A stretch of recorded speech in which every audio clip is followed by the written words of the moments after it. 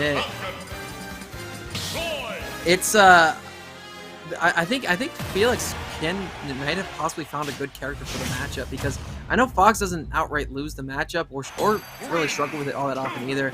Maybe it's just, you know, playing something new that maybe your opponent's not comfortable with, considering you played them so many times. But again, amazing set. Shame to see Felix lose, but again, it's CaptainCURP running an absolute train on everyone they meet. But now they're meeting against our number 1. It is Stroder Ame going against the number 2 in CaptainCURP, and the Roy pick is going out to meet the Falcon.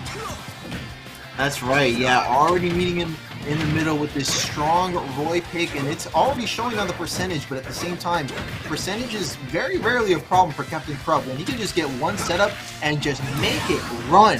But at the same time, we're seeing the exact opposite right now coming out from Stroder Ame, only withstanding 39% and taking the first stock of the set and already layering on damage up to 51 on the second one as well. And both these characters are so explosive with their damage output, their combo game, their speed, every little bit, and it definitely easily depicts the personalities of these two fighters here. You know, Stroder, a lot of prestige, wielding that sword like he was born with it. And then you have CaptainCURP, who can turn on the jets at any given moment. Both these players are very expressive in the way they play, and these characters allow them to do so. Very, very true. Oh! Here we go. Look at that. Good catch off stage for a reverse edge guard from CaptainCURP to take this stock count to a tie here, 2 for 2. But look at that percent, though. Still going to be a lot to make up for, even for someone who can output damage like CURP. Look at that, 100%, already layering on pressure to try and tie things up again. No catch on that Falcon dive, or no tech on that Falcon dive, and that's really big for CaptainCURP going forward. And again, CaptainCURP's super momentum based. Whenever they're on a downhill, they can carry it quite a long way. Felix is looking to cut off the momentum a little bit, but unfortunately for them, that's going to be a sour spot back air. Stroder has a chance to possibly drop his edge guard, and they do. They're going to hit him with another Falcon dive. Yeah, get another one here. 92% though on Stroder Ame, but at the same time 172 or something like that, like something ridiculous. Already up to 180 and just now losing to a soft hit forward air. Oh, I'm sorry, forward tilt from Stroder Ame to bring it to a last up situation for CURP. 109% though. CURP's definitely not too far away from tying things right back up again. Yeah, definitely. I mean, that second stock was absolutely all CURP. You know, you see Stroder take that stock off, but again, CURP swings right back. Yeah, swinging back hard with those 2 Falcon kicks in sequence, exactly when he needs to tie it up. But look at that, Stroder landing everything he needs to reestablish himself in this first match here.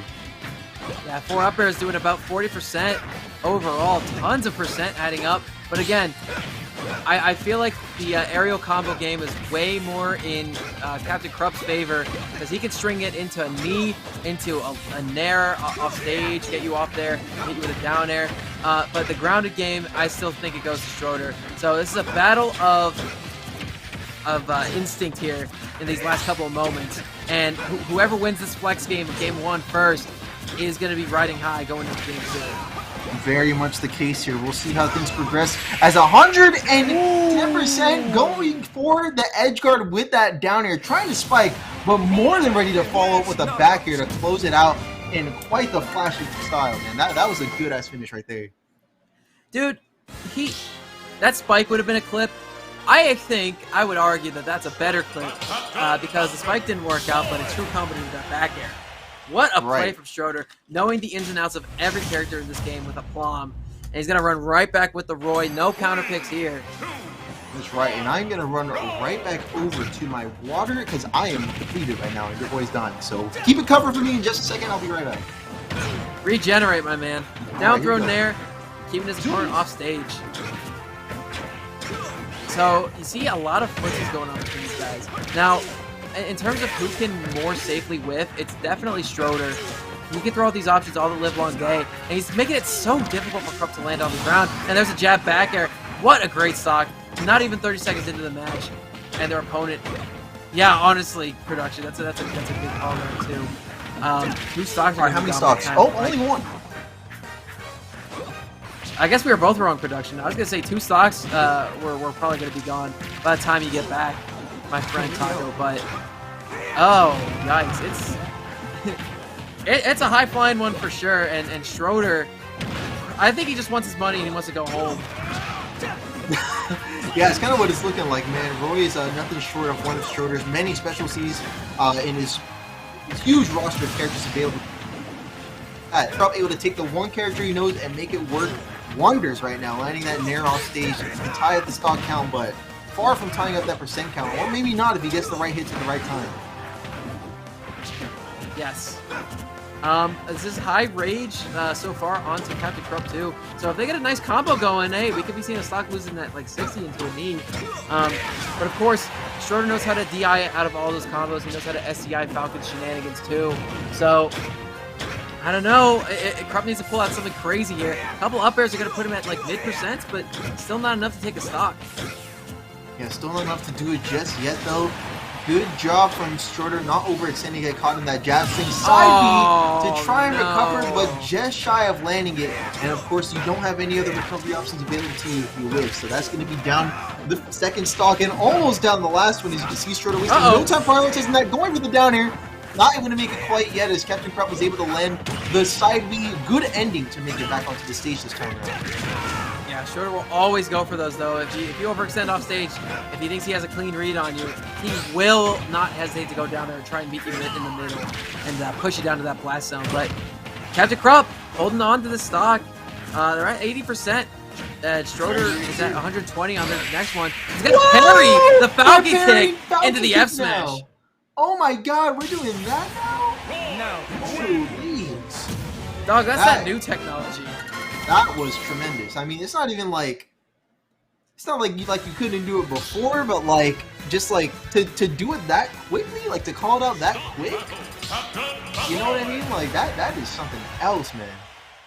That's the top player reaction time. Knew immediately what they did, and then ran up. Golly, man. 2, 1, go! Luke Skywalker says what's popping. Look at this set. This is what's popping right now. Dude, what do you think's popping? It's number 1 and number 2 in the SAK rankings right now. Exactly that. Going head to head, Stroder arming up 2 games on the Roy pick, taking no fault in slowing down here. Absolutely no signs of slowing down whatsoever. And CaptainCURP trying to land a couple of confirms here for a good string, but instead it's going to be an excellent conversion for Stroder for 105%. Go roll, get up off. So lost. CURP's been really lost. We're not seeing any of that usual flair that they bring to the table in this set. Yeah, very hard to do. It's all been Stroder. Yup, and the jump side B at ledge is exactly what Stroder needs to close out the first stock once again. Very solid option for doing exactly that. CaptainCURP going to be landing a down B into a back air follow-up as well in order to tie up the stock count once again. Look at that.